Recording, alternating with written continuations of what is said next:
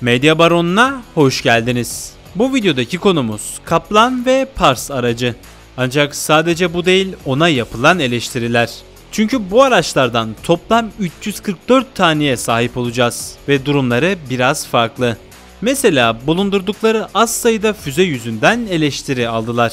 Nedenlerini bu videoda göreceğiz. Peki sorulara bakarsak biz bu kadar aracı ne yapacağız? Özellikleri tam olarak neler? Veya üzerinde sadece 2 füze olması gerçekten yetersiz mi? İncelemeye başlayalım.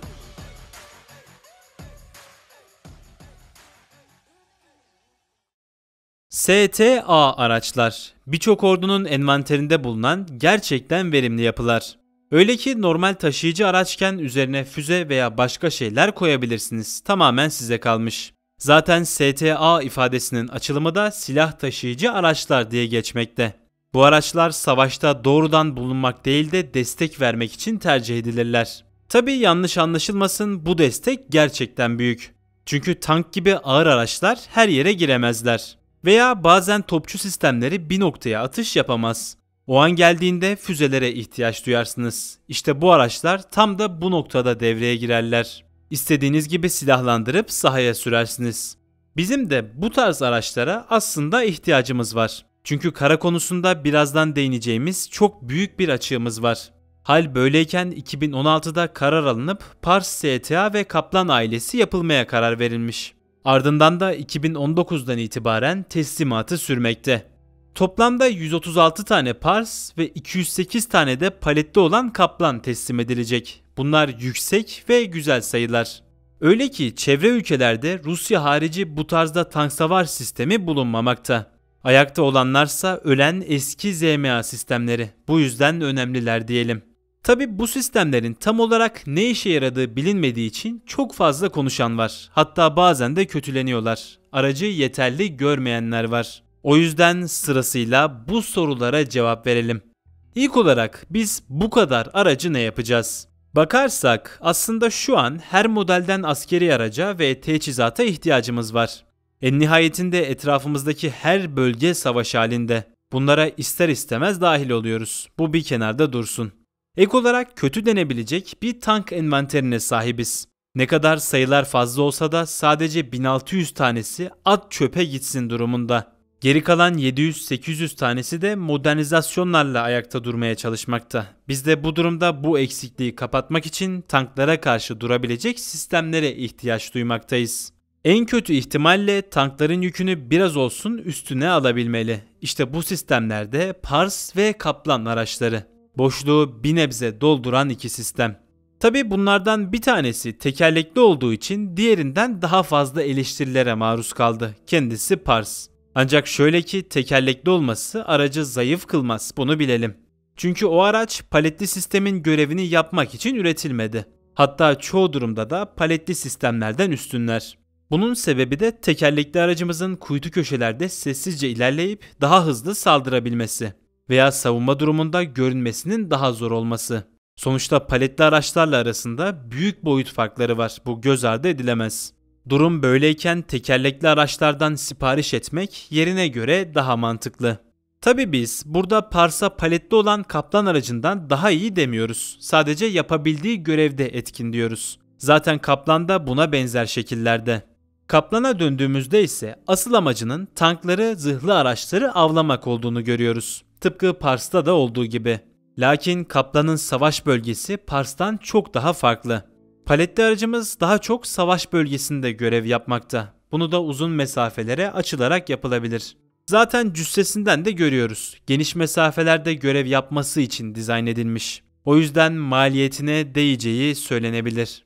Yani baktığımızda iki aracın aslında büyük amaçlara hizmet ettiğini görüyoruz. Bir tank kadar tabii ki destek veremezler ama onlardan önde oldukları kısımlar var. Örnek olarak bir tankı 4 kilometre mesafeden zar zor imha edebilir. Ancak dağın arkasındaki veya aşırtma bir noktaya atış yapamaz. Çeşitli mühimmatlarla yapsa bile menzil ve etkinlik sorunları var. Bunun karşısındaki Pars veya Kaplan'daysa başka bir aracın işaretlediği yeri lazer güdümlü füzelerle vurabilirsiniz. Elimizdeki tanklara bunu yapma şansımız yok ki birçok ordu da buna dahil yapamazlar. Sadece bu değil, özellikle Pars'ın hareket alanı çok yüksek. Herhangi bir yerde kısıtlı kalmaz. Hızlıca yer değiştirip tank gibi hedefleri daha kolay vurması mümkün. Bu tarzda birçok bilgi sayabilirim. O yüzden her türlü gerekliler diyelim ve iyisiyle kötüsüyle araçlarımızı incelemeye geçelim. Neden bazı kişilerin füze sayısı yüzünden aracı beğenmediğine de burada değineceğiz ve kafanızda soru işaretleri kalmayacak. Küçük aracımız Pars'tan başlayacak olursak 4x4 şeklinde bir yapıya sahip. Yani 4 lastiğin 4'ü de güç üretmekte. Bu da tabii ki savaşta artık olmazsa olmazlardan. Fiziksel yapısı da mayınlara karşı özellikle dayanıklı.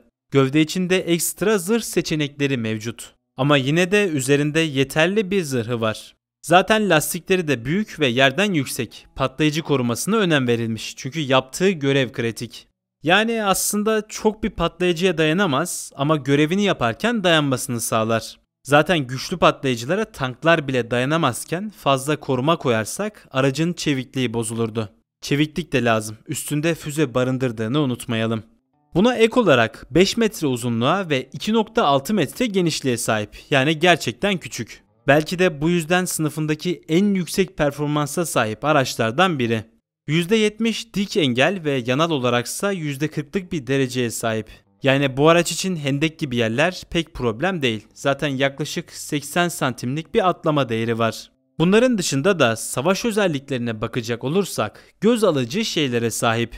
Çünkü Pars küçük olup da amfibi özelliği olan yani suda gidebilen nadir araçlardan. Açıklanana göre akıntılı sulardan rahatlıkla geçebilmekte. Henüz gözle görmedik ama söylenen bu şekilde. Geçiyoruz. Silah olaraksa sürekli az denen 2 adet güdümlü tank savar füzesi taşımakta. Bunlar OMTAS, diğer adıyla mızrak veya kornet olabilir. Tamamen uyumluluğuna bağlı. Menzil konusunda 4 kilometrelik OMTAS, tabi biz 6 kilometre menzilli olduğunu düşünüyoruz. Şimdilik gayet yeterli durumda. Zaten teknoloji konusunda yeni olduğundan hedef bulma konusunda önde. Buna modern aviyonik sistemi de eklenince diğer tank savarları sollayacak derecede. Çünkü 10 kilometrelik lazer ölçümden son model atış kontrol sistemine sahip. Özellikle rakipleri eskiyken atış kontrol sisteminin modern olması aracın gücünü 1-2 kalem öne atabilir. Yani lafın kısası Pars hızlı saldırıda 2 tankı rahatlıkla devirebilecek seviyede. Çeviklik konusunda ona güvenebiliriz. Ancak bir konuda güvenemeyiz. O da haklı olarak sadece 2 füze taşıması. Şimdi Kaplan aracına da bakarak ikisini birleştirip eksik yanlarını konuşalım. Baktığımızda Kaplansa genel itibariyle standart bir ZMA'yı andırmakta. Gayet normal. Ortada belirli başarılı bir tasarım varken ekstra Ar-Ge zamanı harcamaya hiç gerek yok. Bu oturmuş bir tasarım. Fiziksel olarak Kaplan gerçekten büyük bir araç. Personel içinde rahatlıkla hareket edebilir. Pars'a nazaran boğucu bir yapıda değil, daha rahat. Buna ek olarak Pars'ta yer alan modern atış kontrol sistemleri Kaplan'da da aynen var. Yangın kontrol gibi birçok güzel sistem aynı şekilde geçirilmiş. Bunları belirtiyorum çünkü envanterde bulunan eski araçlarımızda yok. Sistem olarak çoğu modern seviyede değil. Envanterimizi bu şekilde nitelikli araçlarla doldurmuş oluyoruz. Ancak bir konuda dürüst olmak gerekirse zırha tam olarak güvenemeyiz. Zaten bu tarz araçlar zırha abanmazlar. Abanamazlar, bir tank değiller.